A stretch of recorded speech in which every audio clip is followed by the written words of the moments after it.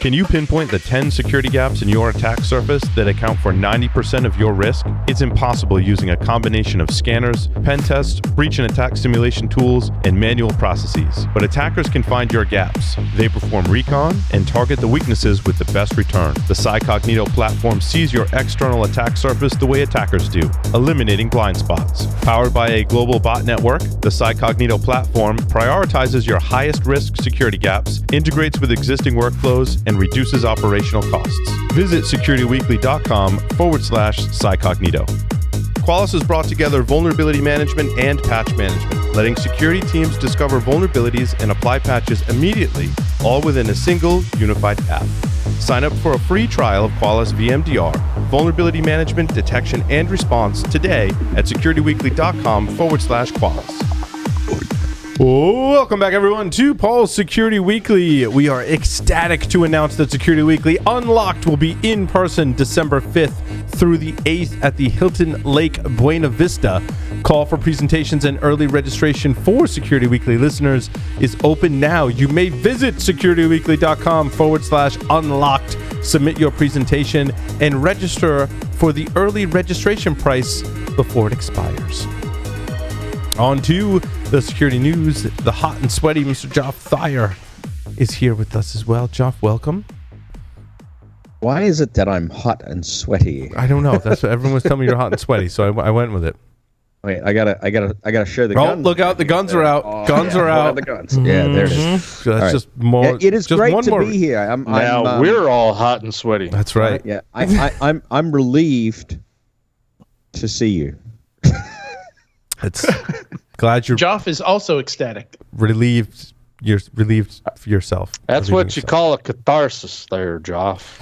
A catharsis. Hey, Catharsis. you know what? I'm so excited because next week I got to do a plug now. Next week is Way West Hack and Fest. We're going to be in Reno, Nevada. We're super excited. This is a hot and sweaty plug. It's a hot and sweaty plug. I'm literally getting on a plane for the first time in like 18 months or so. I think it was February when I last got on a plane. And flying out west, and me and Tyler, he's going to be there, and Lee's going to be there. We're just going to have a great time. It's going to be good. You guys have fun. It's going to be awesome. We're jealous. We are. There will be sweaty hugs. There will be sweaty There's still hugs. plane tickets. Yeah. Ooh. I mean, you probably show up. Call to the community. They'd let you in the Still door. time to register. Make sure you go do that. Is it wildwesthackandfest.com? Is that the website? Yeah, I think that's the website. And if not, you can search for Wild West, Way West. There's too many W's. It's a lot of I think W's. it's Wild West Hackfest, but whatever. Either way, Google will get you there. You'll find Google. it. I'm Google confident will our get you audience there. can find it. Interwebs have it. Mm-hmm. Oh, can I shamelessly plug some more? Yeah, Okay, keep just shamelessly really plugging. quick. I am teaching my class again next week, live and virtual at the same time. Which class? Crazy. So that's enterprise attacker emulation and C2 implant development. One day I'm going to get my mouth around the title. I'm Oh, so super wait, excited. that's interesting. Not a lot of conferences do that. It's usually either virtual or live. So you're going to teach it live, and then they're going to stream it for virtual attendees as yes, well? yes. Wow. That's Velda's ambitious. Poor Velda's ready to kill us for doing that tour. So we're going to have an AV crew on site, and we are going to teach it live and virtual at the same time. So if you're interested in signing up, check it out. I've got that bit.ly/Joff's C2 class URL, and you can go check it out. So Fantastic. May the AV gods be with you, my friend. I hope so. It's like live demos. It's going to be interesting. The workforce shortage in cybersecurity is a myth. As you can tell from the show notes, I had to go on a rant on this one. Michael Reutman is the author from Can You Security, and Michael's been on the show twice. And maybe he'll hear this, and then I'll get back to him. He's so good on the show. And I welcome Michael to come back on the show, sponsored or not, doesn't matter. You're welcome to come back on the show, and we can debate it live. Because I did. This isn't like, I'm not knocking Michael here. I disagree, and we can agree to disagree, and that's totally fine too. Michael says that we don't have a workforce shortage problem. What we have is an automation in the wrong place problem. And it goes on to say that there are IT teams fix, according to surveys and studies, 10% of vulnerabilities, though some exceptional performers patch 25% on a monthly basis. If companies were to hire enough people to eliminate every vulnerability from their systems, they'd need at least to quadruple their workforce devoted to the task. Doesn't that also imply that we have a workforce shortage? If it's a bit of a circular argument, right? Because now I'm also pulling out of context. So you're saying as you well. don't have enough people to do the automation, right? And again, I'm pulling out from context, right? And you could. That goes to the psychognito concept that we talked about, where we were saying that we've adopted such a complex network and we've scaled at such a large rate to SaaS applications, single sign-on, networks that are diverse, work from home, all of those things play into that. So I don't disagree with the fact that, we need more automation, but there's no way to scale that and still do what we're trying to do. Psychognito, like the whole premise of that was, in order to do this and do this well and make up time and be secure, we have to efficiently make those light speed jumps now. And I think that requires people and automation. And skills. But very smart automation. I think we have a workforce shortage, but I also think we have a skills shortage and or gap as well, right? Because you can't get decades in years, right? Like that's the problem. You know this very well. We've got a lot of people that are 10, 20 years into this. We can't make up 20 years. We can short circuit some of the stuff that we've learned and some of the, efficiently learn more things and learn how to learn better and provide more information. But we can't also short circuit 2 decades of skill building that, there was a small amount of us to start with. So yeah, and I think in cybersecurity, I've always been kind of on the fence with the whole like security as an entry level field type of thing. Like the way I always pitched it to when I was mentoring folks was, look, you go learn something else. And then that something else you learn, whether it's databases or development or whatever, there's a security layer on top of that, and you can step up into that. But I don't, this whole like SOC as an entry to security, I'm not sure how that works, because you're missing out on this whole foundational level of skills and knowledge, including working with the people in those departments that do that kind of stuff. Like if you go straight into a SOC, like you don't know how to build a rapport with a sysadmin or a DBA. I think the workforce shortage is cybersecurity needing people in IT, development, policy, HR, legal, in all the other areas as well. It's not just technical, but it's also not just leadership. We need a fundamental structure that defines what roles we need to be created and curated, then a system to develop talent in those areas. And whether that talent's developed in the model that you described, Adrian, or there are other models to not just you look like talent, you're reading skills. Something, Paul. Yes. Is this your idea, Paul, or are you reading something? I'm reading my own words, Jeff, from the show notes. Yeah. You can see it too. I think can what I you're make a getting at, comment? Paul. No, I want to make a comment. Okay, well, everyone just talk at once. All right, Jeff, then Joff. Jeff, then Joff. My comment is, I think you're onto something, Paul, because I was going to characterize it more of it's not a labor shortage. It's more of a, it's not a security role shortage. It's a security awareness shortage. Yes. All those other job descriptions and areas that you described. I think everybody in the organization needs to understand the role that they play in security. We need people that understand. That they need to have a defined role. Yes, whatever agreed. that is. I actually wrote, we need people that understand cybersecurity, and that doesn't mean that you're a technical wizard per se. Yeah. There was a Netscope blog, and I think we covered on the ESW a couple of weeks ago, that had like the same title to it, and I completely agree with the conclusion here, but disagree entirely with the way that Michael got there. Yeah. But the Netscope point was that we've got this kind of gatekeeping going on, with HR and things like the way that we're hiring people is flawed, and it's interesting if you talk to Andy Ellis, the ex-CISO of Akamai, and how he built out his team before he left there. Like he would look at the roles that he needed to hire for and say, okay, like who has the skill set, not who in security has the skill set. Mm-hmm. And he ended up hiring ex-teachers and ex-librarians. And, like when you look at some of these roles, it makes sense. It's like 5% of it is security knowledge with some of these roles. Like on the developer side, like, a lot of times an ex-developer makes a lot more sense than an experienced security person. But what that implies is that we need the ability to teach people cybersecurity, whether you're just coming into the field or experienced. Joff, I want to go to you. Yeah, can I make my comment? And I'm going to quote Mike Poor. Okay. Uh-oh. I met Mike many, many years ago, and I love him to death. And one of his things when he was teaching all the time is he used to say, and of course, you got to put this in context. This is back in the early 2000s now. But he said, and I quote, "If you can replace yourself with a Perl script, you better find a new job quick." And, to that, and that's sort of paraphrasing, that's not a direct quote, but to that, I would say that we have a combination problem. And, the premise here getting to this conclusion was kind of ill-founded because we've got to, as an industry, always work smarter, not harder. I mean, if you do something as a cybersecurity professional 2 or 3 times manually, then you're not doing it right. Automate yourself and move it along to somebody else that can automate yourself out of a job. Script. Yep, some of the best advice I ever got. Yourself out of a job. I mean, in fact, I have literally lived a career like that, and I know many of us have, where I've just automated myself out of so many things. Yep. That I have passed appointments in my career where they had to replace me with like 7 people because they couldn't work it out, right? And I'm not joking.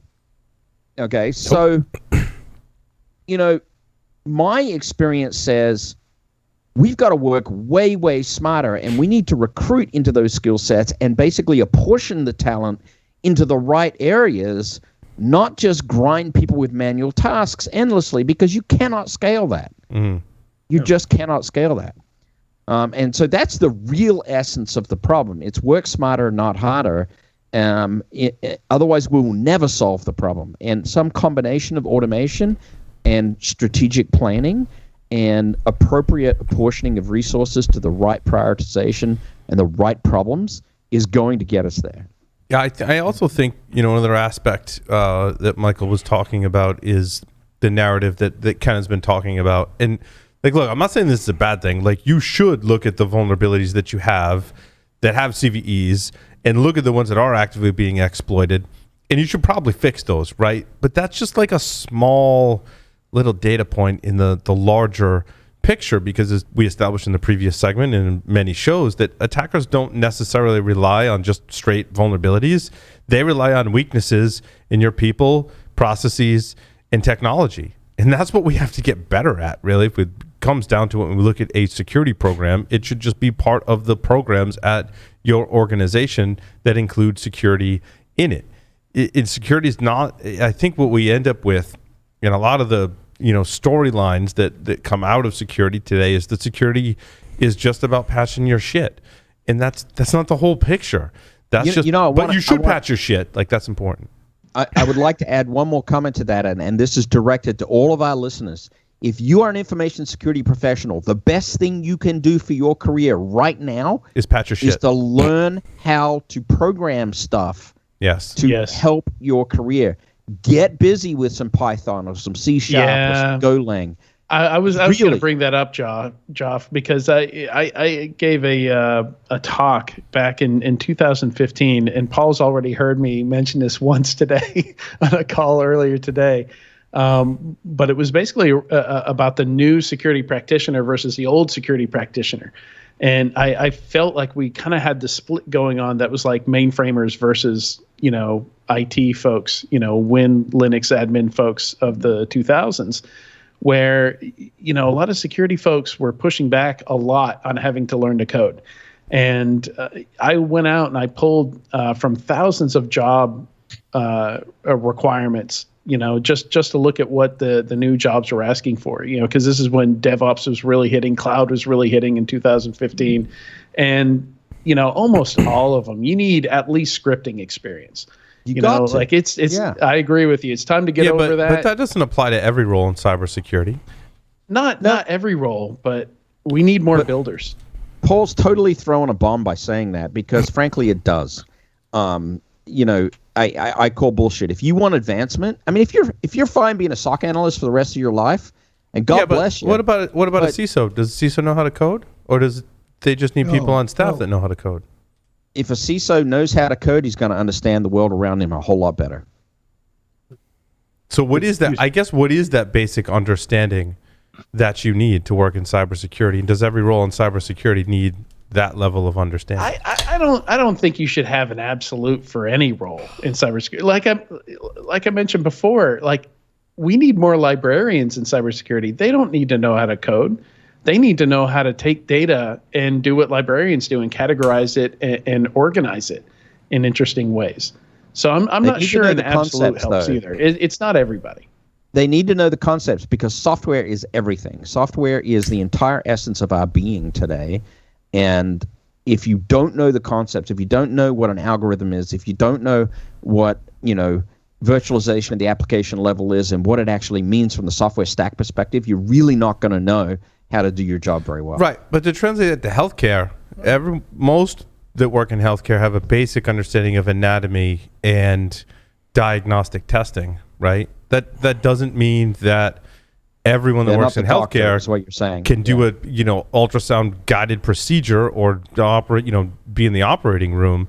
But what I found with people in healthcare is they're super aware of a basic understanding of anatomy and a basic understanding of how medical procedures and diagnostic tests work, a lot more so than the general public. I'd challenge you to do a person on the street interview and ask people the difference between an MRI and an X-ray.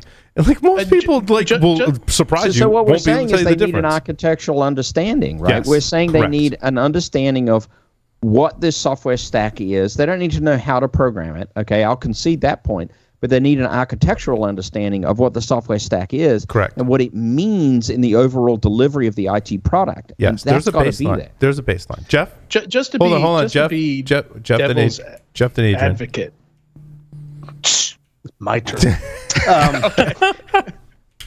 I think I would if it's possible for me to humbly submit an idea that I think those of us that are much more hardcore practitioners have a harder time taking that step backwards to looking at what really is the problem. I think we're all mostly in agreement that there is some sort of conceptual understanding that's required.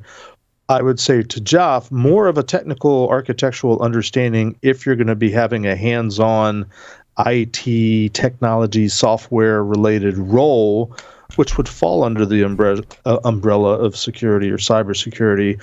But there's so many other roles and jobs and responsibility, as Paul's alluding to with his analogy of healthcare, that make up this whole thing that in an organization constitutes the business.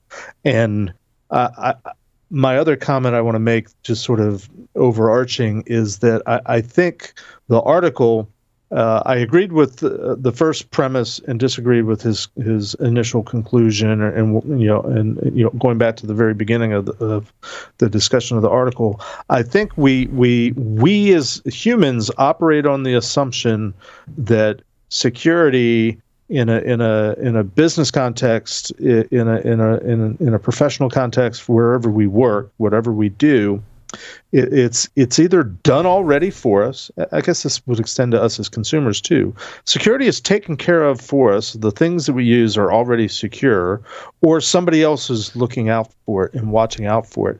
And I keep hearing variations of that in all of the comments and the discussion of this article, where if everybody understood their niche, their role, the impact of their actions and inactions in an overall security posture, I think organizations and we as a society would be better off.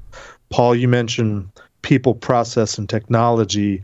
I add to that basic fundamental premise that I've seen displayed as a three-legged stool. I add a fourth leg, and that's purpose. it's not good enough to do all these things if you don't know why you're doing it, which means for whatever organization or business you're in, it mostly has to do with data, but not all the time. What is it that's valuable? What are you trying to protect? Who do you need to protect it from, and for how long, and in what way? Who might, understanding the threats, who might want to go after it, and so on and so forth. To me, it's clear everybody in an organization has a role in cybersecurity, whether it's a declared cybersecurity position that they have, which is, I don't even know how to firmly declare what the delimiter is between, yes, you have a cybersecurity job in your organization, or you don't. Some are obvious, some aren't so obvious. I think there's a lot of gray area. I think that's somewhat the future of the security role, is communicating those threats to the right people in the right way, because I think a lot of people show up to work and don't know what the threats are, therefore they're putting everyone in a position where we could be vulnerable, right? Whereas other jobs, they're hyper aware of the risk. Again, I'll go back to healthcare on this one. Most people that work in healthcare, we like to think that everyone that works in healthcare understands the risk of patient care, right? Because there's people's lives at stake.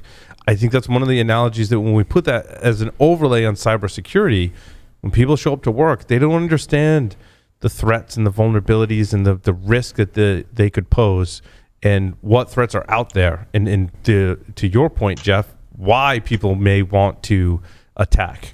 And I think that's a really good point, Jeff. So let's make an analogy, and I know I'm running over Adrian, but let's keep going with the healthcare analogy, and let's talk about the understanding of what's involved in performing healthcare, everything involved with that.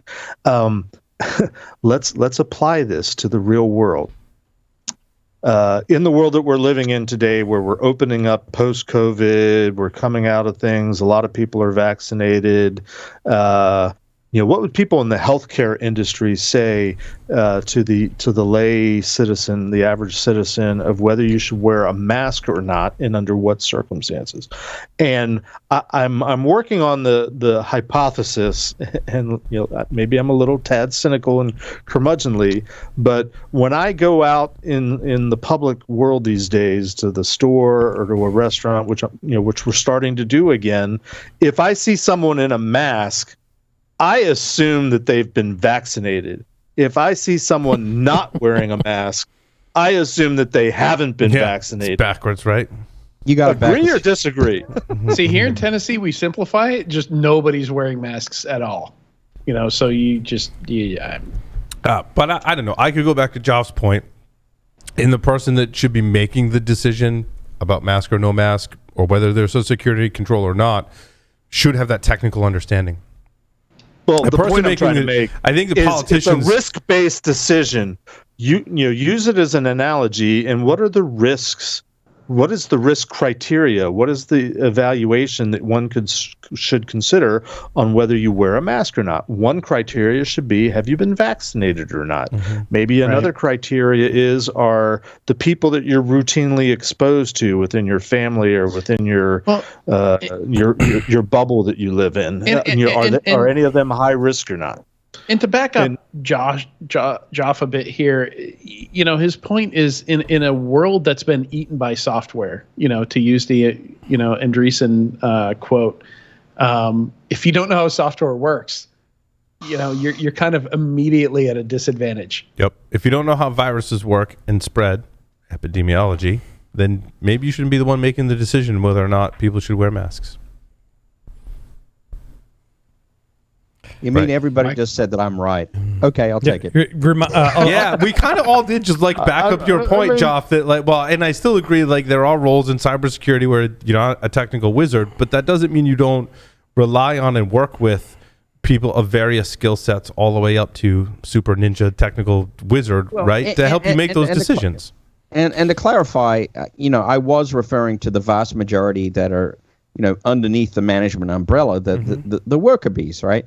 And, those people that are in technical roles, which is going to be the vast majority, they need to understand the software stack. I agree. And even better, they need to have programming skills. I agree. Because And not just security people, Joff. I think people in IT and other technical roles do need a deeper understanding of code in architecture. Without a doubt. Agree. So, serious question, though, need a Joff. PR overhaul.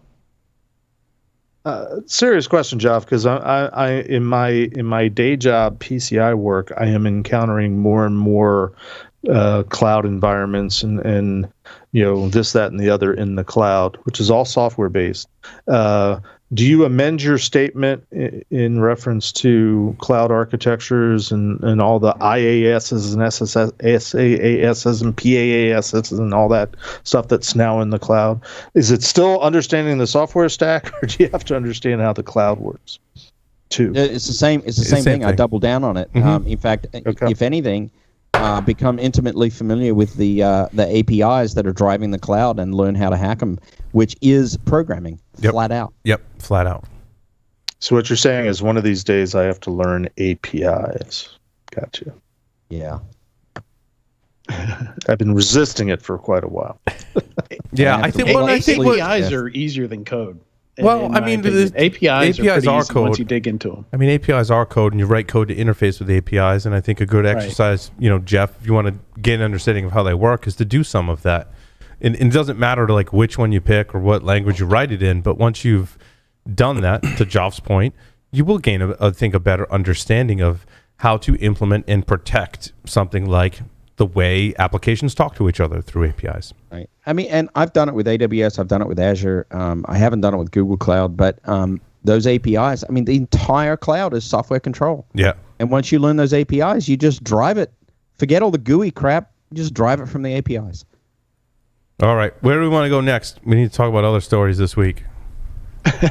You did have a lot of notes. You mentioned crypto. You had a lot of notes. Yeah. So my story number 13, cryptography, and the title does not coincide with my research, Jeff. But the article states, Cryptography whiz Phil Zimmermann looks back at 30 years of pretty good privacy. Now, a few thoughts on this. I'm reading Crypto by Steve Levy. Highly recommended. Mm-hmm. It's in the point of the story where Diffie and Hellman have done their thing, published their papers. We have the Diffie-Hellman algorithm. Didn't they make mayonnaise? No, different Hellman. Revest, no relation. Shamir, and Edelman have come up with the RSA algorithm, right? And Phil Zimmermann comes along, and he's like, hey, we need to protect ourselves from the government. I mean, I'm really distilling it down, right? But there was a lot of events that led up to that. He says, we need encryption technology so that people can communicate and have their communications be encrypted. And long story short, he comes up with PGP 1.0. Now, a few thoughts on this. Like, Phil was not a hardcore mathematician or cryptographer. That's something that you can glean very clearly from the story. And in fact, to back that up, his first implementation of PGP 1.0, the cipher that he created was horrible. Does anyone know the name of the cipher that he put in PGP 1.0? Pop quiz? Nope. Not off. You the mentioned top it of my head. earlier, so I'm not going to say. Yeah. What is it? Joff, do you know? No, I don't know. Oh, he called it Basomatic. And he wrote it from scratch, and he named it after a Saturday Night Live skit with Dan Aykroyd, where he was promoting the Basomatic and putting fish in the blender, right? Which is a classic. Yep. Somebody ought to find it on YouTube and put it in the Discord. And put it in there. But it was horrible. And now, to Phil's credit, I mean, he recognized this. He got with actual crypto people in PGP 2.0. Does anyone know what the cipher was that was in PGP 2.0? Salad shooter. I want to say blowfish. But that is a good explanation of what a cipher is. And the only reason why I did that is because you kept looking up there, the shelf behind us, and I know there's a salad shooter. It breaks up all the bits, so you can't put them back together, right? Yeah. That cipher. So can I answer a question with a question, and that would be, what year did PGP 2.0 come out? Oh, 1990? 90? No, it's 90. Yeah, I'm going with Des then. It was IDEA. Okay. IDEA. That one I've heard of. Yeah, which he got from, it was like a European researcher. So he got together with actual crypto people. and kind of learn. It was a good idea at the time. But I think that was. Phil's real contribution was the dissemination of cryptographic technologies so that people can use them. And that got him, of course, in a lot of trouble. At the time, the government was, of course, trying to protect... it's a weapon. Yeah, it's a weapon. It shouldn't be exported. Remember, there's all export laws and things that. And they still exist, Paul. Do they? Because I don't just see ignore them. them now. Yes, Yeah, they we do. just ignore them now, or like I don't see them as much. But there was something in they still exist. the They chipper still clip. exist. Chipper clip was being brought about, right? Chipper clip, Clipper chip. clipper chip. What did I say? Chipper clip? Because we were talking about chipper. We were talking about like blending fish and salad shooters, which was an analogy to chipper ciphers. clipper. The chipper clipper. No, the clipper chip was And being Microsoft Clippy? talked about. Like Backdoored chip. Yes, when was that? When was that being talked about, Jeff? Was it like late 90s? Early 90s. Early 90s. It was about 96, I think. Yeah. 96. Because I remember doing my first public speaking class in college in about 95, and I talked about the Clipper chip. Right. It was while I was there, and I left in 96. Gotcha. So And so 95, this article 96. says that 2001 was kind of the year where the government kind of in the U.S. Relinquished kind of the whole crypto thing. Well, he mentioned NSA and Robert, having a discussion with Robert Morris Sr., my former colleague at NSA. I think Were you there at the same time as Morris Sr.? Yeah, I was. Interesting. Yeah, I think I took a course from him one time, and just he was the prototypical. Think of all the Hidden Figures movie. The '60s. Right. Engineers are always in suits and ties, and that's what you wear to work every day, type of thing. I got to meet Phil a couple years ago and share with him my little PGP story, which was I was on the InfoSec side of the house, and there was an edict that went out because back in those days NSA was sort of the one-stop shop for crypto for all of the Defense Department and anything classified in terms of the government. So they had no competition. They just would design it and create it and sell it to you or give it to you in some cases.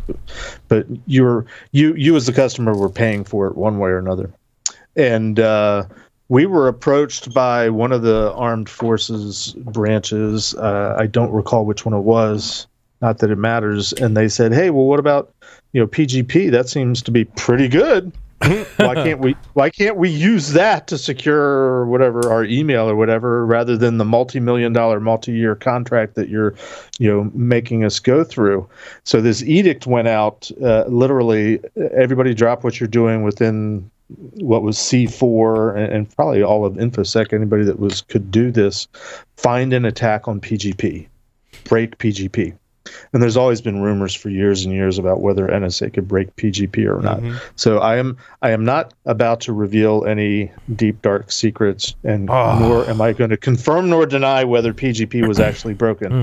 But there was a group of guys that came up with an attack against PGP, and PGP is public key cryptography. So there's a private and a public key, and you keep that in PGP on what PGP called a key ring, which is just a file in a folder that's your keyring folder. So these guys, they came up with an attack against PGP, and they were praised and lauded and paraded around. They went down to D.C. and the Pentagon, and they were praised as heroes for saving the day, saving The government can snoop on our prolonging communications. NSA's ultimate demise anyway, because they weren't going to compete in a much more digital world.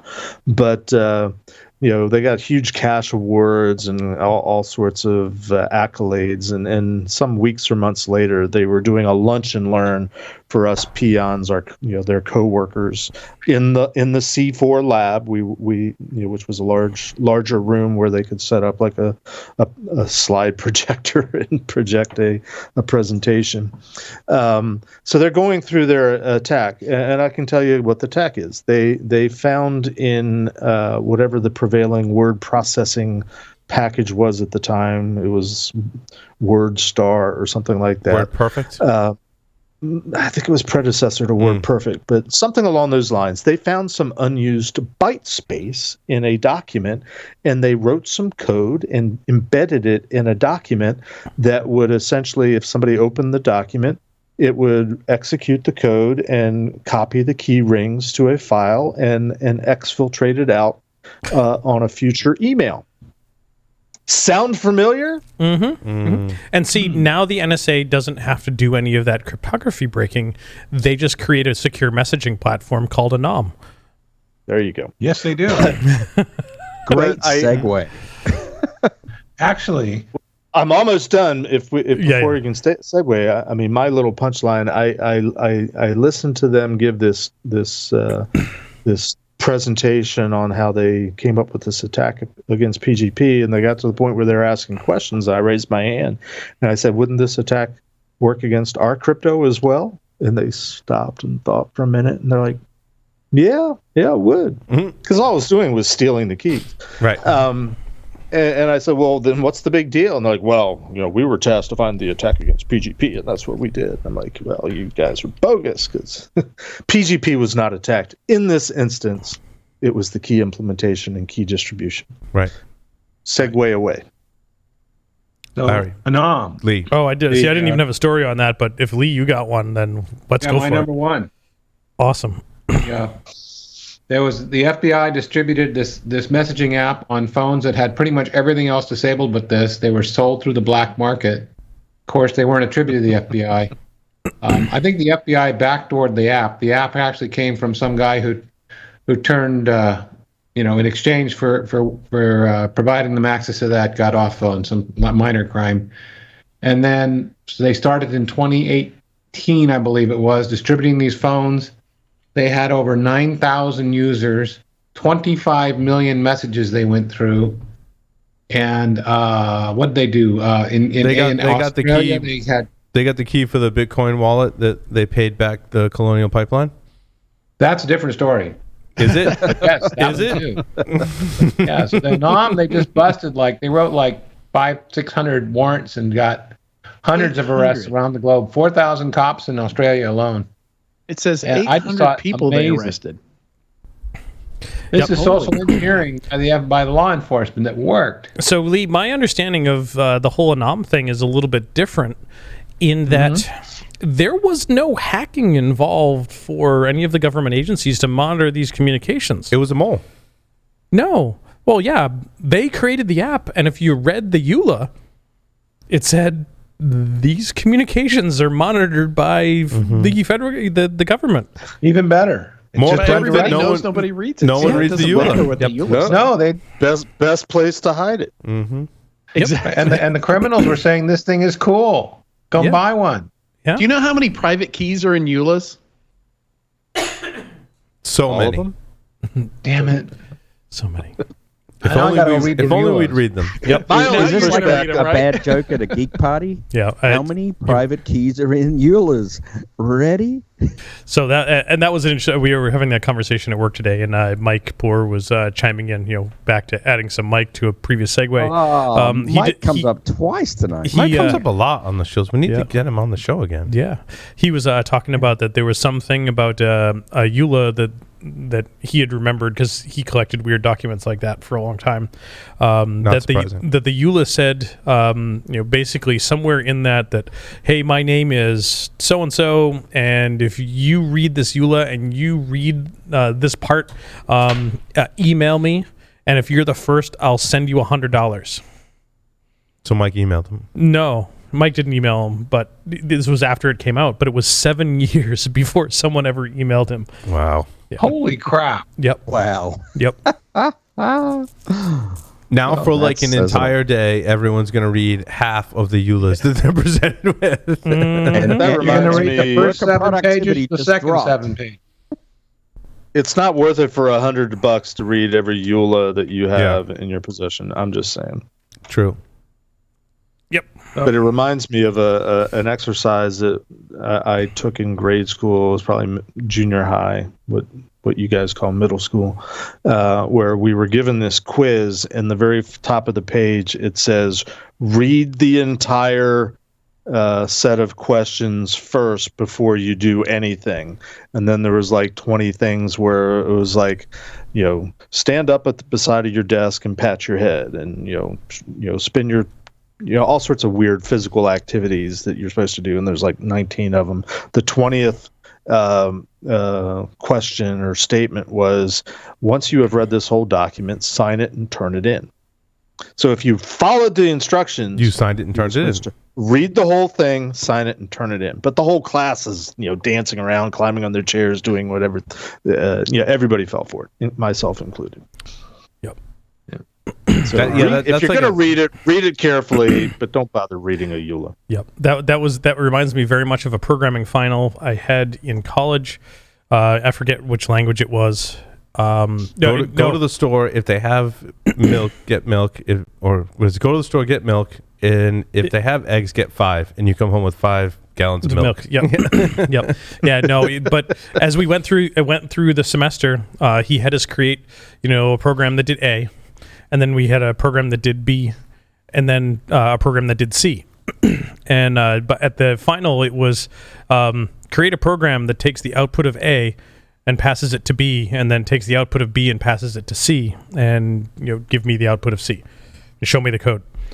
And the first thing he said in class that in the class, in like the first week of class, was that all good programmers reuse code. Mm-hmm. And we all brought our floppy disks with the code of A, B, and C in it, and it was basically copy paste, assigned variable to variable, copy paste, assigned variable to variable, copy paste, turn in program. And I was done in about 10 minutes. And everyone else rewrote. And he's looking at me like, what the hell? I'm like, he says, did you cheat? I said, no. I used the lessons that you taught me. Oh, very well. Very nice. Yeah. And I'm like, here I am getting nervous because he thought I cheated. Right. And he's like, well, how'd you do it? I'm like, give me a grade first. And he looks at it. He says, all right, have a seat. And he goes and looks at it. And it was about 15 minutes. He's like, great job. He said, how'd you do it? I said, you said in the first week of class, look right here in my notes. You said all good programmers reuse code. Mm-hmm. And you made us do A, B, and C. And I just copied and pasted A, B, and C. He's like, That's awesome. wow. All right. You get an A. First time I got an A in programming classes. First and Paying last. attention. Yep, first and last. Yeah. So Lee. how about my number 5 and your was it 17? The recovery of the Colonial Pipeline bitcoins. 63.7 out of 75 bitcoins were recovered. The rest of the bitcoins were actually dark matter, whatever. That was their commission for using their infrastructure. The rest is what they got, and they apparently stored their private key online. What do you think, Jeff? Was that the ultimate recovery? Pretty much. I think it was. I mean, the way I heard it reported was it would have been more, but whatever the value of Bitcoin has gone down between the time that they paid the ransom and when they recovered it significantly. So they basically recovered all of the Bitcoin. It's just not worth as much as when they paid it. My Is understanding true? was that they didn't recover all of the Bitcoin because they had already used some and spent some of it. But I could be wrong. Well, the majority of it. But still, it was not nearly worth as much, right, Tyler? All they're going to get. How's Right, that? Tyler? Yeah, so what I heard is it was from the affiliate. No, I'm sorry. Every show. Until he finds the drive. Every show. Until he finds the drive. Sad face. When he finds the drive, you can read the headline, Tyler Robinson, now proud owner of the Cyber Risk Alliance.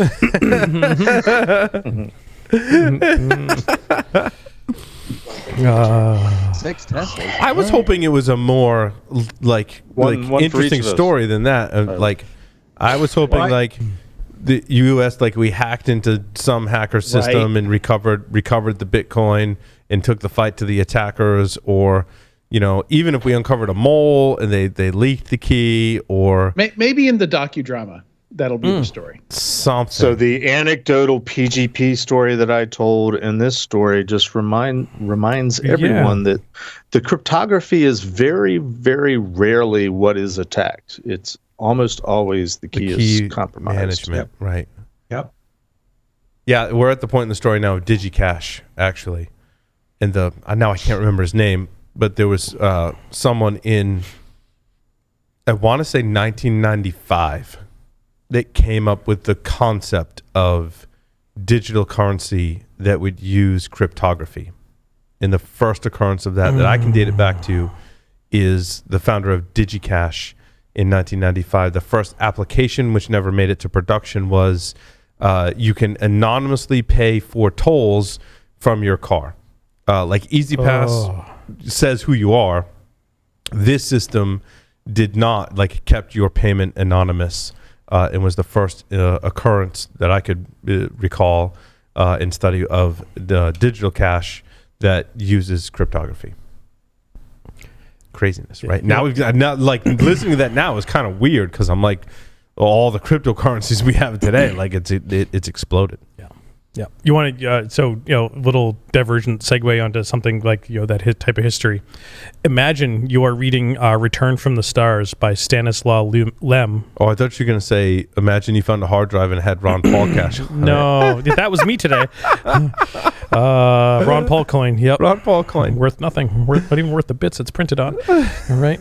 So imagine you're reading Return from the Stars by Stanislaw Lem on your Kindle, and you turn to the page that says, the books were crystals with recorded contents.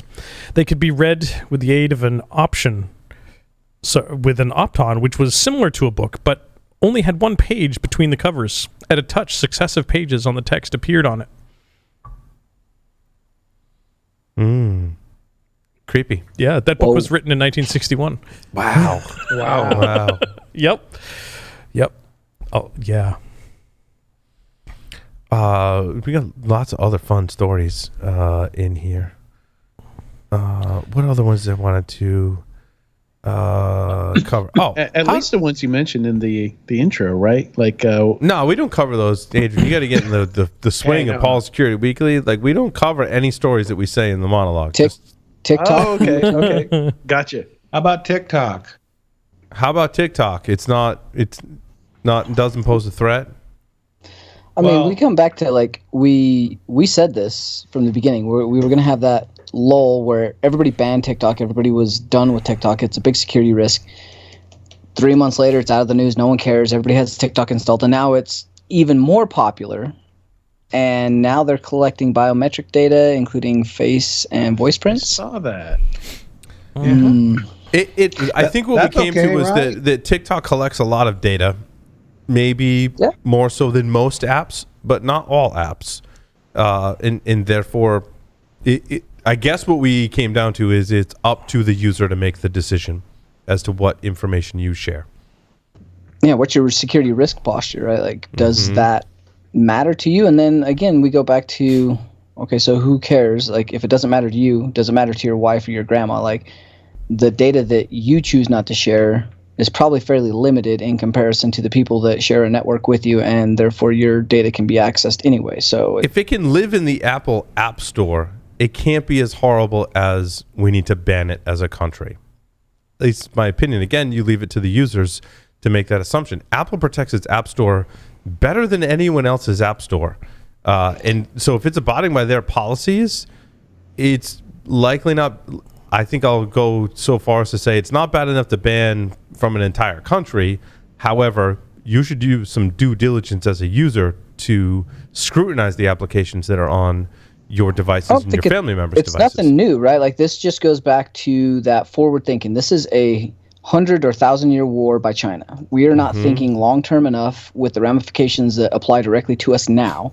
There's not a big risk to us. There's not a huge privacy risk, even to me personally. Like my risk threat profile's, fairly limited in that capacity. Take that and think about your biometric security and the things that cannot be replaced. Fingerprints, voice prints, genetics that you're sharing. All of those things are tied to you directly, and that is tied to you, your grandkids, and future generations. Those are things that are going to be profiled and utilized for things that we're not comprehending or thinking about from a security or privacy standpoint long term. Like whether insurance companies use it now to profile cancer patients and your likelihood of dying and your ability for your kids or grandkids to get a life insurance policy when they're old, that's an entirely different thing that we're not considering. So I don't think it is a big issue. It probably is just fine on the Play Store. It's probably just fine on your phone, and it's not causing a huge risk now. But what data is being collected and how that's going to be used in the future is something that no one is kind of talking about or thinking about. Right. And I don't think it's going to be an event that we need to respond to or feel compelled to respond to, I should say, is what you're saying, Tyler, that the imminent threat is a long-term game and a long-term threat that, like, you're not going to wake up one day and go, oh shit, I'm screwed because I had TikTok installed. It's going to be like this slowly kind of chipping away at that until some people notice, maybe not, kind of thing. Well, it's like the phone book, right? Like everybody's name and phone number was in a phone book how long ago? Now you just pull up a search engine and you can get a lot of information. There may be private people out there that don't realize, like, they can figure out what relatives you have, where you live, what your date of birth is, your general age, even look up criminal records, all with a click of a button. So as we progress, the amount of that data that is publicly facing or searchable or usable by, maybe even an employer by your grandkids, those are things that, 50 years ago, a phone book wasn't a big deal. Yeah. And as we move forward, these are kind of things that we've slowly acclimated to because the technology has adopted and progressed into that manner. The model's backwards now. I was explaining this to my wife because when we had the phone book, you could pay to be unlisted. You had to actually pay the phone company. Is that what you paid the phone company? Right? I remember that. It was the phone company. You had to pay. Opt out. You had to opt out and you had to pay. But now, Right. My wife finds the Dunkin' Donuts app and she's like, babe, this is great. Like, I get free coffee. I'm like, it's not really free. And she's like, what do you mean? I'm like, you're trading your information for free coffee. I'm like, that's what you're doing, is you're trading your privacy for free coffee. Because I guarantee you the Dunkin' Donuts isn't just like happy to give away free coffee. Whatever information that app is collecting, they're selling, and that's how they're paying for your air quotes free coffee. I don't think I was compelling enough to, suggest, because she was like, free coffee is free coffee, and I don't care, right? Yeah. And I think that's the problem we have today, is making people care enough about privacy. I think your wife, all she heard was free blah, coffee. blah, blah, blah, blah, blah, blah, free blah, coffee. blah. Free coffee. I think a better understanding of free that doesn't align with like monetary, spending monetary, value for something, and I was having this conversation on Twitter the other day, was like a free webinar. Like most people understand, like, their time has value to them. So, if you're asking to take an hour of their time, sure, you're not paying anything for sitting in front of that webinar, but it sure don't feel free if you're not enjoying it. Time is valuable. Well, I think people understand that when you register for something, you control on the keyboard what information you're sharing with that. And it also should be conveyed, as we do with our webinars, like what information is shared, right? Because the phone number's always been a big issue for me and with webinars, right? Both as a consumer and a producer of webinars. I'm like, the phone number is optional, guys. Like, you can't require a phone number, and if people don't want to enter a phone number, like, the big point there is, like, you're probably not going to get your next enterprise security software sale because someone put a phone number in for a webcast. Like, that's just not how this stuff works. It really isn't. But there needs to be a transparent give and take, right? Like, if you give me this information, This is how I will share it. This is the benefit I'm going to give you for giving me that information. And here's how I'm going to handle and treat your information. As long as it's transparent, it's fine. I think the issue that I have with things like the Dunkin' Donuts app is maybe it's in the EULA, right? Somewhere along the lines, they're probably saying in the EULA, like, we're sharing and we're selling your information and you're skipping by that, or they're just not disclosing it. And that's the issue that I have with privacy is, if you want to give me free coffee, that's great. I know it's not free. Tell me what my cost is. Like, what information am I sharing and with whom? And if I'm willing to make that trade, that's fine, but it should be my decision. Joff is smiling. I can't remember what I'm smiling about now. You're just happy. I'm just a happy guy. You know what? I'm happy that I'm going to be traveling soon. Isn't that weird? I didn't used to be happy about that. I know. You're happy to get on an airplane. I'm actually jealous that you're happy about that, because I'm not traveling. Like, it's going to be at least another couple of months for me. Yeah, we are traveling in October to InfoSec World, and it's relevant to TikTok, because I believe we've got the CISO for TikTok. Is that public? I hope that's public. It is now. It is now. Okay. There it is. No, you heard it here first, folks. No, I did see it. I did see it on a website, on the website for InfoSec World. Yeah, it was just on the internal Teams SharePoint website, but that's okay. Shit. Well, anyway, said it now. The TikTok, I believe the CISO for TikTok in the U.S. is one of the keynotes for InfoSec World. Yeah, he's 2 talks before me that second day. Yeah. Okay. So I didn't screw the pooch on that one. That is public. Okay. Good. Speaking of privacy and information, and speaking of conferences and all that, don't forget Unlocked. And then Unlocked. Yep. After that is the next time we'll be able to travel. More details forthcoming. That's not until December, so we've got a lot of time to slowly leak out details of that. I am going to be in Florida way too much in December. I know. Well, it's one of the, quite frankly, it's one of the states that's more open to travel. Yep. So, well, here's the other thing. I mean, if you're going to be there, being there in December or January is much more comfortable than being most other places in the country at that time of year. So very true. Why not? Why not? So we did something different. It's just us for the family. It's my wife and 2 kids now for local family, and not sort of realizing that we were going to be in Florida for Unlocked. We went and booked our Disney vacation for the year. And we arrive at Disney on December 23rd, and we come home January 2nd. There you go. So we're doing Christmas and New Year's at Disney. Love it. It's going to be fun. Way to win. Yep. Yeah, the only time we've been to Disney was in early January, before school started, and it was fantastic. Yeah. It was great. Going to warm places when it's cold in the rest of the world is definitely a thing. But crowds were gone. It was empty. Like, we got into everything right away. Yep. I highly recommend, on that note, a trip to like Key West in January or February. I've done that. It is a fantastic idea. Something we said for going to places where other people are not traveling to, right, and avoiding the crowds. I found an interesting article. I got 99 problems, but my NAC ain't one. You got 99 problems, and your NAC ain't one of mine either. Right. Usually. Because nobody uses them, right? Right.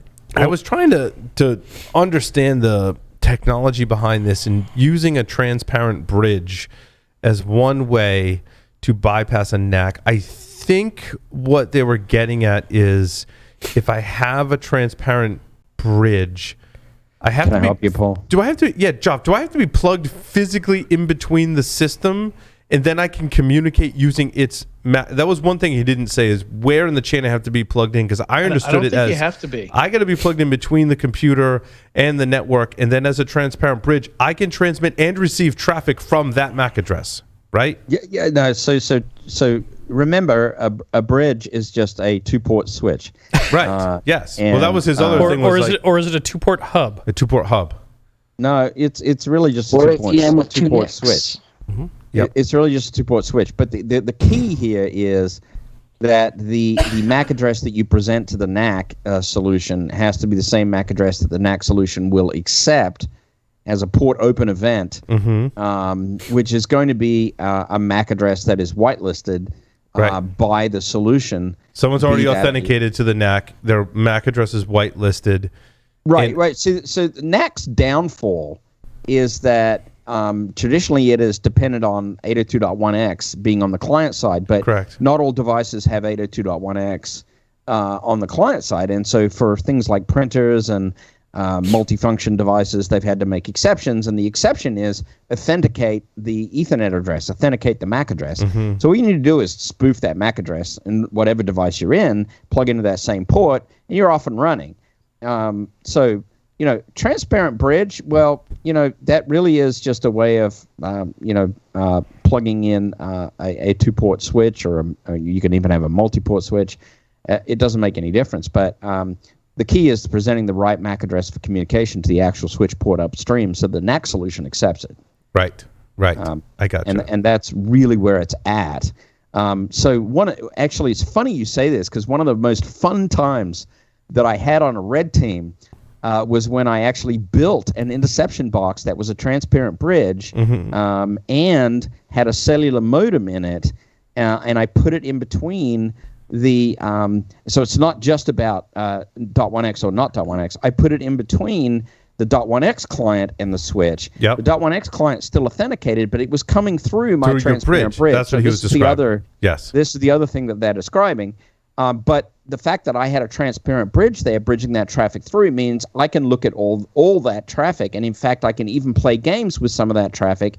And the cellular modem allowed me to have a reverse SSH tunnel out to a system that I controlled, so I could get into that bridge at any time and do whatever I wanted. Now, he was running like responder on that transparent bridge. That means I can transmit traffic on that MAC address, not just observe the traffic. Well, you have to be very, very careful, though, because when you run a solution like responder on that transparent bridge, you cannot talk back to the network, but you can talk back to the client side, right? So you can play games back on that client side as much as you want. But the minute you transmit something back to the network that is not the same MAC address as the MAC that's passing through the bridge, you're probably going to get cut off because they'll have port security on the device. More than one MAC address shows up on the same port. And they'll nip it at that point. But yes, I've totally played that game and hacked the living fuck out of a place. And that's an appropriate expression. This is not a PG show. That is a technical term. It is a technical term. So actually, Cisco networking related stuff. Cisco Smart Install Protocol is still abused in attacks 5 years after first warning. Oh my God, it is. Yeah, I saw that and I was like, what year is it? But what's interesting was, this is like a downfall of a security in a protocol, right? Because they're trying to make it easy to configure stuff, but in doing that, introduced like an insecure protocol. It's kind of like WPS, Larry, right? Where it tries to make it easy for the end user to configure a secure wireless network. Yeah, you should have a 63-character hex password. Oh, I can't do that, so we'll do pre-shared key instead, and it has to be 8 characters. But even that's too hard, so we'll just do 4 digits. Actually, no, we'll do 4 digit. Well, sorry, we'll do 8 digits, but we'll split that up into 2 4-digit pairs, and the last byte of the second 4-digit pair is a checksum, and we'll tell you which half you got wrong. Like, what could go wrong? You know what that's like? That's WPS right there. What's the difference? It's like you took Landman and kicked it in the balls and broke it in half, and made it numbers and put it in the air. Yeah, exactly. Jeff, you had a Quick question. Yeah, what's the difference between making these things easy to configure and use and automation, as we discussed earlier? Yeah, it's a combination of both, Jeff. It's using automation to make things easier, right? I think what Cisco Smart Protocol was trying to accomplish was just that, Jeff, was automating it to make it easy to configure a bunch of switches. But in doing that, they made it horribly insecure. But my comment was like, I don't know if you guys have seen it. I've never seen smart installs being used in enterprise. It's always just like a feature that's there that people hack. Like the only thing it made it easy to do is to hack the switches. Yeah, I think calling it smart, I think kind of started to dig that hole for them. Yeah. Like yeah. You know what my favorite feature, though, of any switch, I'm not even just going to pick on Cisco, any switch out there, my very favorite feature is that you can tell the switch to TFTP its configuration back to you. Now, what could possibly go wrong, right? Well, so And there's been multiple exploits on this, right? Where you could actually, even in the case of Crisco, you can actually send it a single packet, and it will just send its config back to you. It's like, Is awesome. that using SNMP? No. You do that, You know why they did that? Better job. You could have Cisco Works archive all of your configurations over TFTP. What could be easier?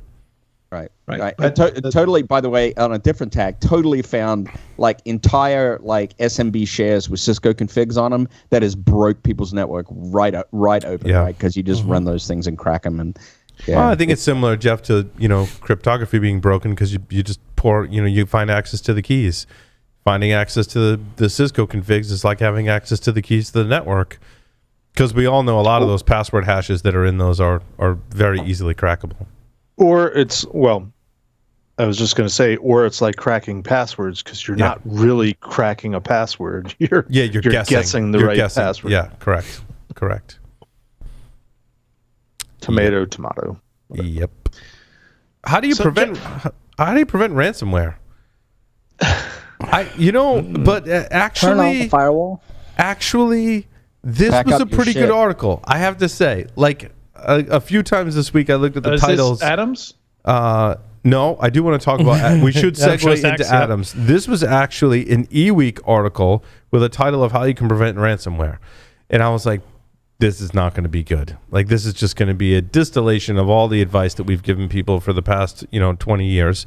But the author collected comments from many CTOs, CIOs, and CISOs, and I thought got some pretty good answers that were not just you need to have good backups and you need to apply patches to your stuff and blah, blah, blah, blah, blah. It was like, you need to have good security operations, a good security policy, and good security engineering and testing. I'm like, yeah, that's what we've been saying. Like, if I had to distill it down into 3 points, like, that's actually pretty good advice, right? I mean, it's not easy to do, of course, but that's really what it comes down to. Tyler, when you described organizations that are hard to break into and do pen tests for, right? It's because they had good security operations, they had good security policies, and good engineering and testing, right? I mean, that's essentially what you were describing, and in addition to teamwork, right? Those are the basic building blocks.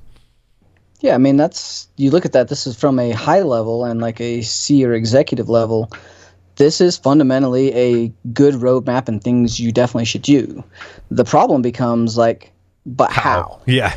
How do you actually achieve? But I'm glad the advice wasn't But I'm glad the advice wasn't very prescriptive and you need a firewall and you need intrusion detection. You need a blinky light box that does endpoint protection and XDR and next generation antivirus firewall. I mean, but they're not wrong if they were to say those things. No, you could just have a GPO that turned on, workstation to workstation SMB blocking, allow all below that, and we're going to cover probably 60% of that low-hanging fruit just with that. So there's that. Yep. They also talked about knowing your data, having data backups, involving your employees. I liked that it was high level. Actually, their number one point was better management. Yeah, I think we had to sum it up you just got ransomware. Like, what we should do? You should have better management.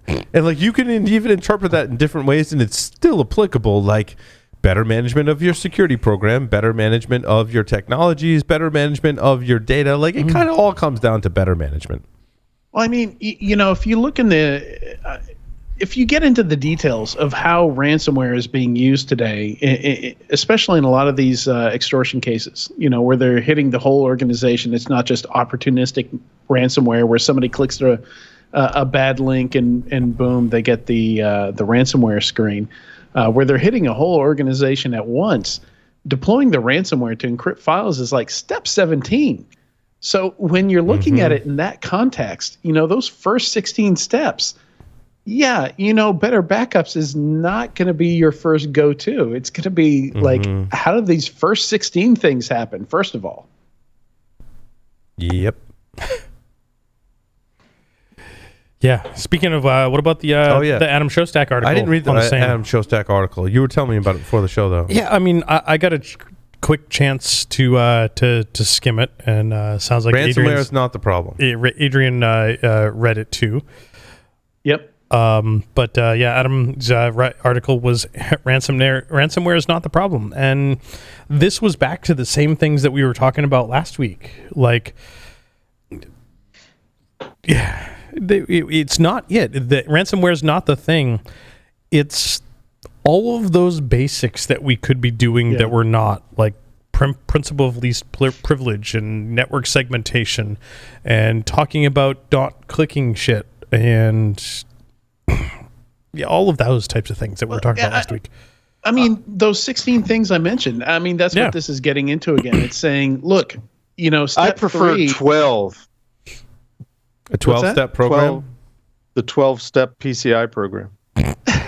I mean, some of it is in there. I mean, in most of these ransomware cases, Mimikatz is being used to dump credentials, and then then they use those credentials, to download the actual ransomware or use TrickBot to, put it on other systems.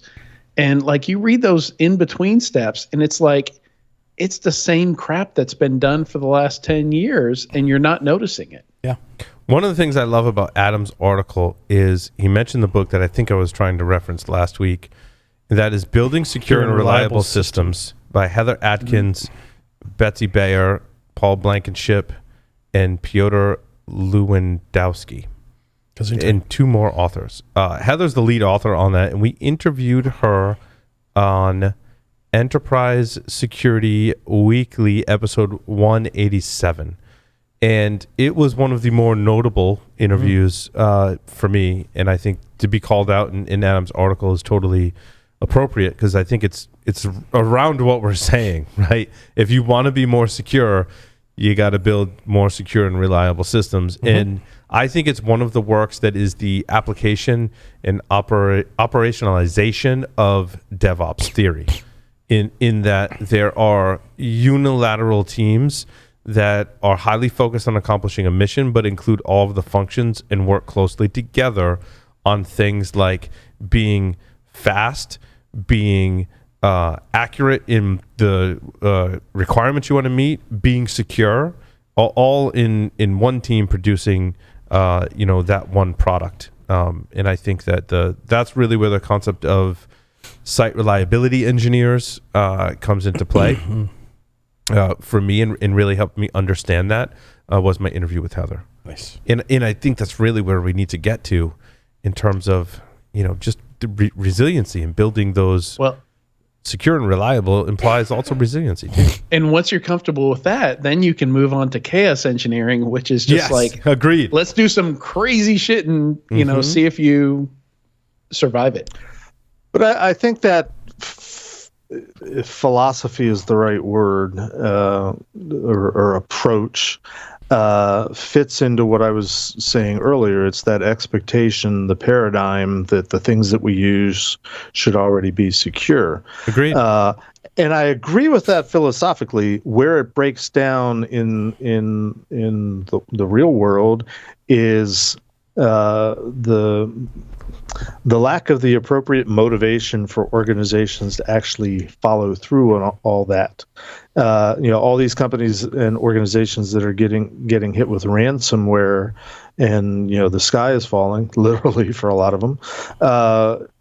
They've gotten away up until now with not doing all the things, and they were fine. And their risk assessment said, "Oh, this kind of stuff won't happen to us," or we're willing to take the chance. And while we intuitively think that's a bad approach, pragmatically, because we've had how many conversations about the cost and the incentives and who's going to pay for it, and how's the prioritization going to happen in the organization. You can sort of understand why they would take that risk, and hopefully, if nothing else, and I can't believe I'm saying this, they've got the cyber insurance to cover the worst case scenario when it does happen. That's a pragmatic risk approach for most organizations that can't afford and don't have the infrastructure, the expertise, the training, or even the awareness that they need to do all this stuff that we say is essential to build secure systems and have a secure organization. I think the mindset we're missing is a sports mindset. And I'm like the least sports oriented person. Like, I didn't play a ton of sports growing up or anything like that.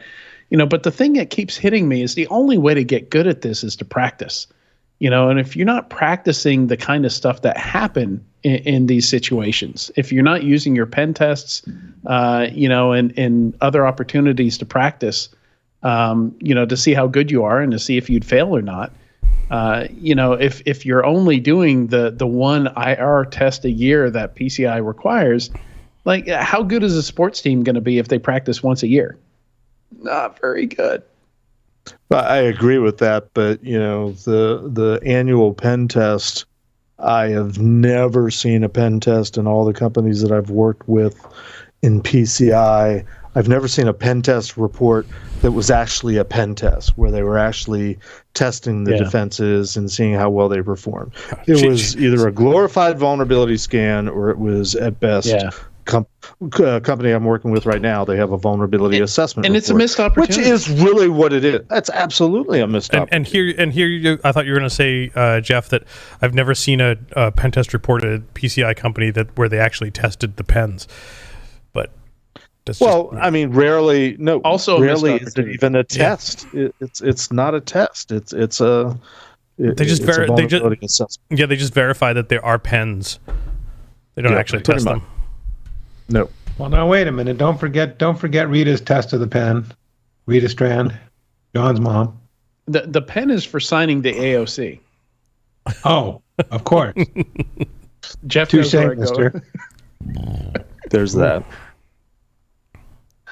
Well, there's a lot of missed opportunity with how PCI is done, and it's getting worse and worse as I keep getting back into it now.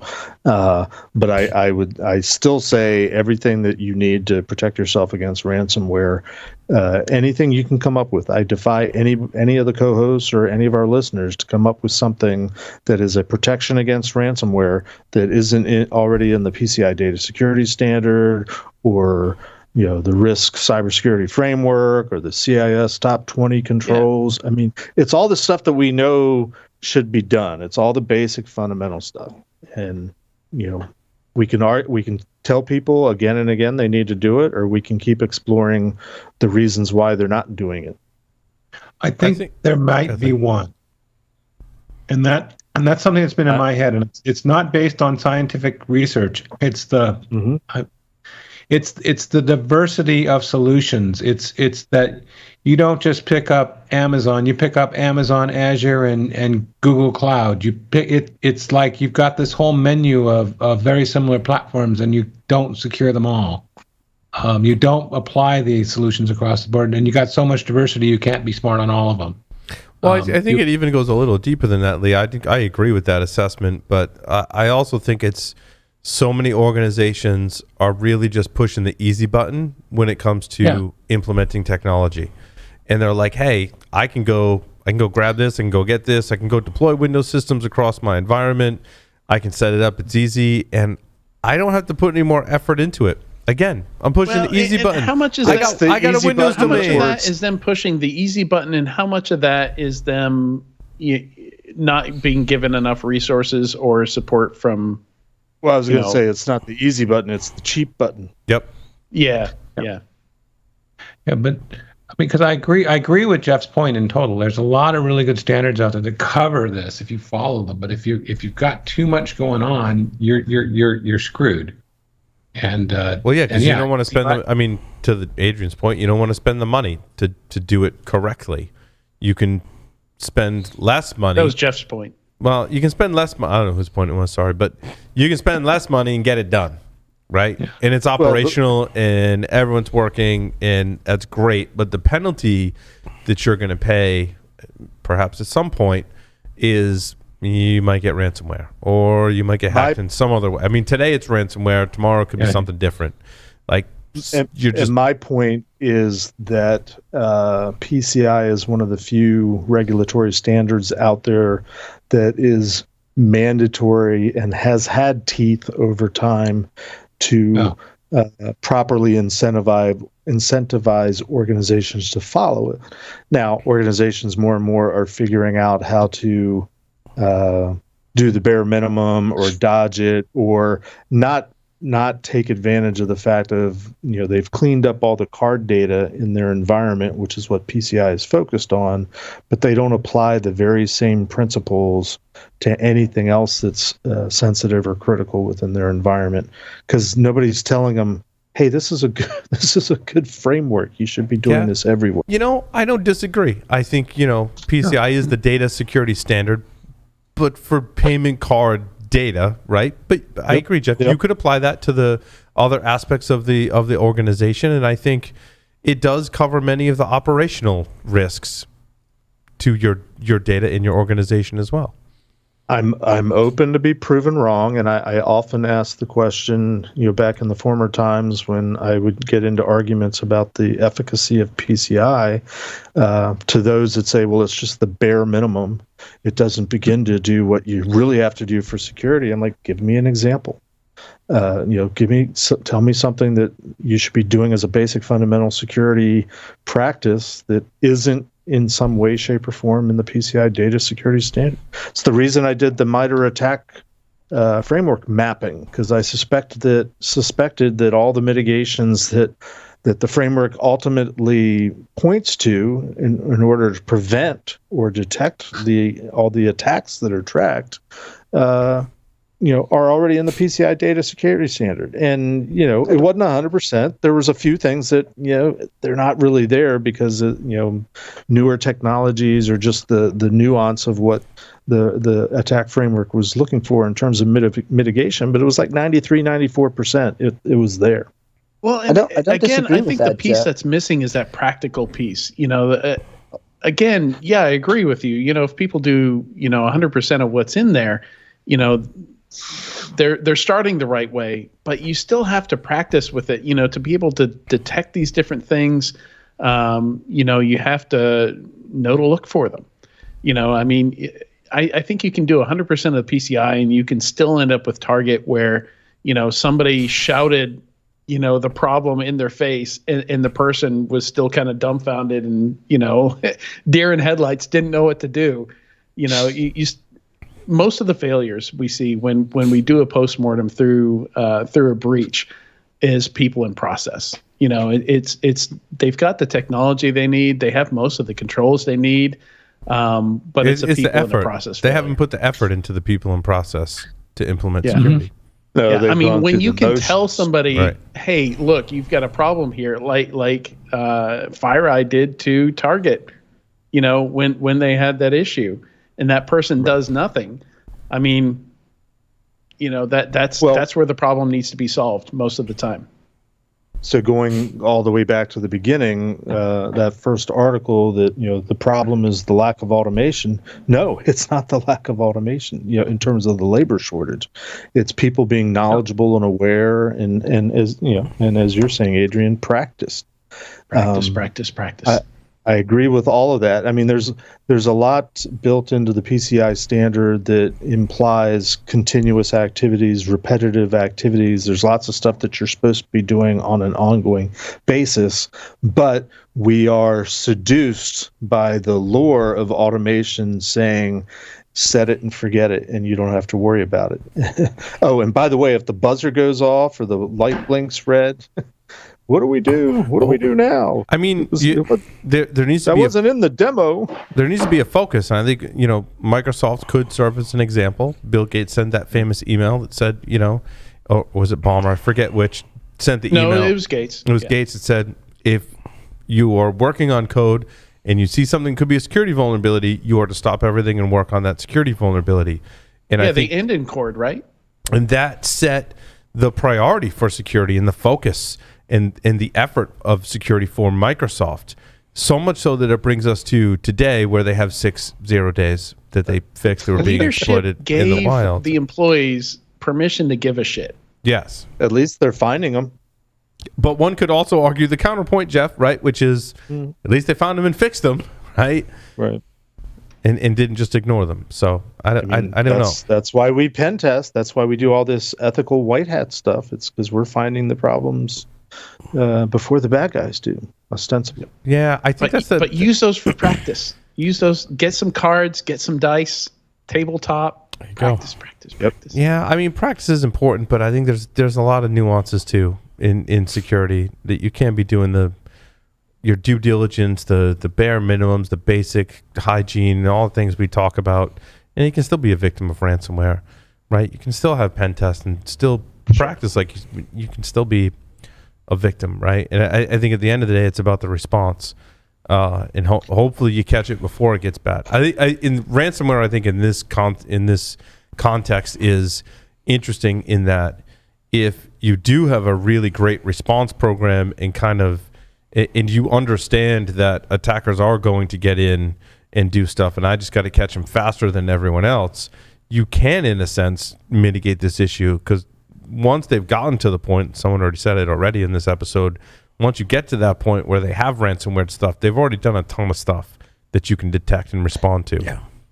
I agree with that, Paul. That's very much the truth, what you're saying there, because, I mean, the key is catching them in the dwell time, right? Yep. Because usually ransomware is happening way, way after the initial intrusion. Way after they've taken all your data, right? There was some article, I don't know, that days, weeks even. Yeah, it talked about backups. There was an article I added that talked about backups as being, the really important thing in preventing against ransomware. I'm like, dude, that's like too late. Like, sure, you could get ransomware and restore from backups, but they encrypted all of your data. That likely means they have a copy.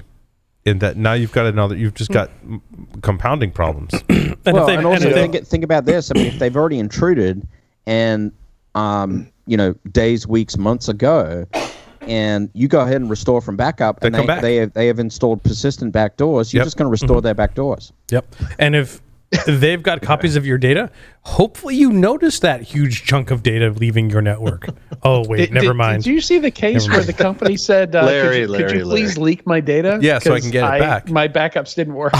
But, like, never mind, Joff, to your point, okay, I'm breaking an organization, I've got a copy of all their data, I try and ransomware, they restore from backup. Maybe they kick me out.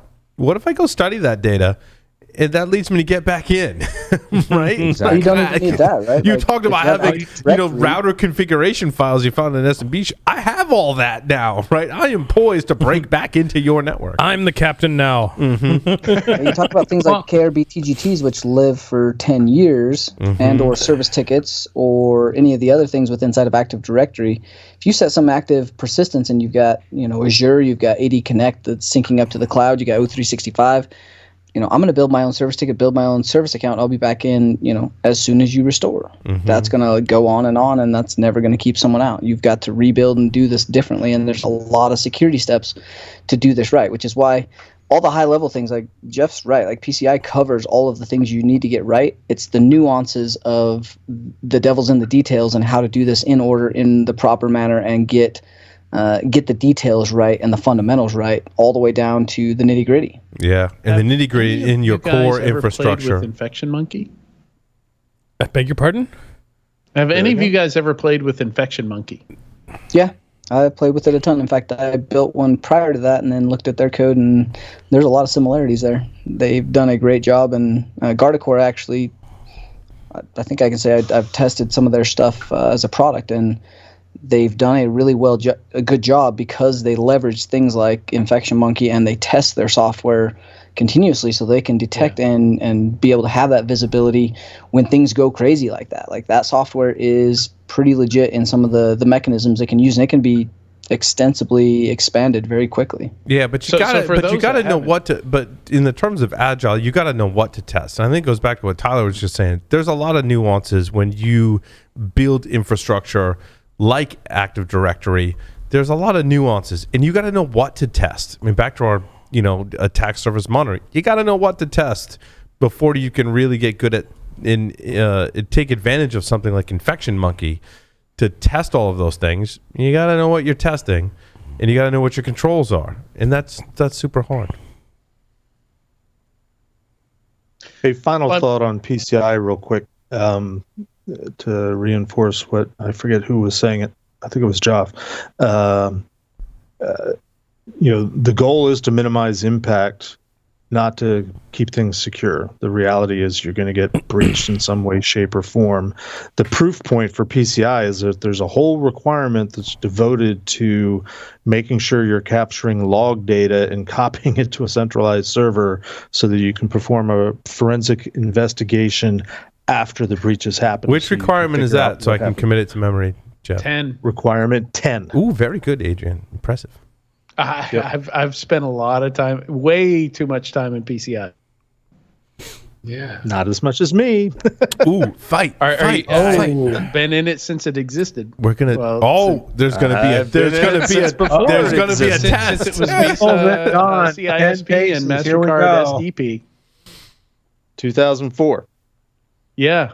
I worked for a large credit card processor when it came out and went through all the pains of trying to implement 1.0 at a credit card processor that did 4.5 million transactions a day. So I didn't want to, but I was there, and we're going to have a set of questions. We're going to give Adrian and Jeff a buzzer, and they're going to have like a Jeopardy style.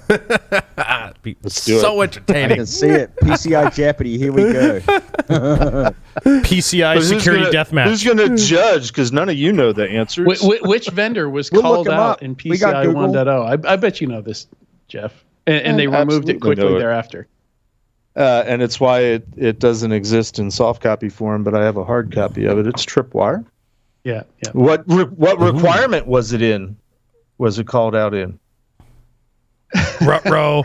The FIM requirement would have been somewhere in 11, right? That's a good guess. It's actually the FIM requirement for the logs, so it's 10.5, not 11.5. Wow, he was so close. He was half a point off. Can you guys keep going? It's like wildly entertaining. The numbers This is change so awesome. from version to version. Oh my Yep. God. Can we get them I'm not going flag- to have the numbers memorized. Can we get them flags with Dick Cheney on it so that they can have a dick waving contest? Because it's awesome. I love this. Keep going. Come on. This is going to be a whole too new late. podcast series. This is Jeff too and late, and I Adrian. know I'll win. Goose, can you make popcorn? Because we're going to hang out for a little bit here. No. What we need to do is have Jeff and Adrian have a drinking game. Adrian, you just got a question wrong. You need to take a drink. You take a shot. If that's good stuff, don't shoot it. Next Just time shoot you're it. hurting for a technical segment, we'll have That's the right. PCI showdown. All right, Adrian, Jeff, one more question for Jeff. See if you can stump Jeff on PCI. On PCI. I'm putting Adrian Let's on the see. spot here. Let's see. And now are we referring this as to stump the chump? Stump the PCI expert. No. Don't I get to try to stump Adrian? Or Stump you the just QA did. guy. You just did. You just did. You just did that. Oh wait, did. and now we're turning it around the other way. It's called stump the grump.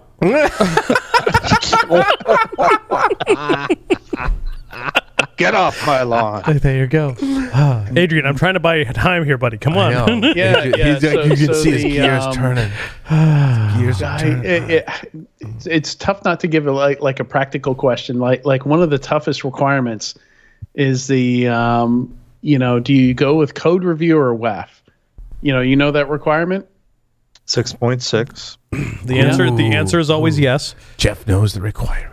Yeah, I mean, how do you advise a customer on that? Like I could just take questions, but this is actually a tough, thing to handle with customers. Like how do you advise and customers? technically, now I have to correct you again because everybody's just going to go with the WAF. Right? Code review is a separate requirement. The WAF or periodic security testing of your application is 6.6. So what you're saying, Jeff, is it's not an or, it's an and? Pretty much. Adrian, drink again. I'm giving this one to Jeff.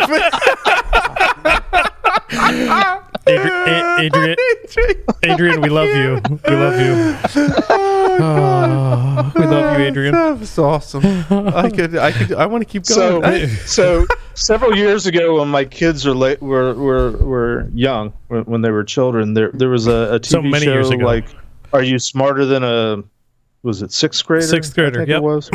And somebody got the board game home edition for Christmas, so we sat down to play it. I went first. I answered every single question and won the game in one turn. So you're as smart as a seventh grader. I'm as smart as a seventh grader. And that makes him a very talented QSA. Yep. That's what I'm saying. And that's also why he never gets invited to any parties. And next week on Stump the Grump. Pretty much. Yep. That's why they gave me my own show. I'm supposed to be off in the SCW corner talking PCI and never bringing it up here again. See, Adrian doesn't look happy, and you'd think with all that booze, he'd be a little happier. Now Adrian looks like the Grump. I think we should call it Stump the Grump. The problem is, Paul, you're up next week. I like this. We I know. Yeah. We should do this again. Yes, we should. We should. Adrian's like, I'm going to go study, and we should do this again. Dude, I've got a PCI folder in Dropbox that is just like so many levels deep. Dropbox is just like, too long. Directory. How many levels deep is your Dropbox folder, Jeff? Somebody's got to explain it to Adrian about just how far back in this Jeff goes. I go back Let to 'em before try. PCI, so I don't know. Like, how do you win that battle? Well, I go back to dinosaurs. I go back 20 years before PCI. Oh my god! And was buddies with Charles Babbage when he invented the first computer. Pretty much. I don't want this to end. You say that to your wife every time you have sex too.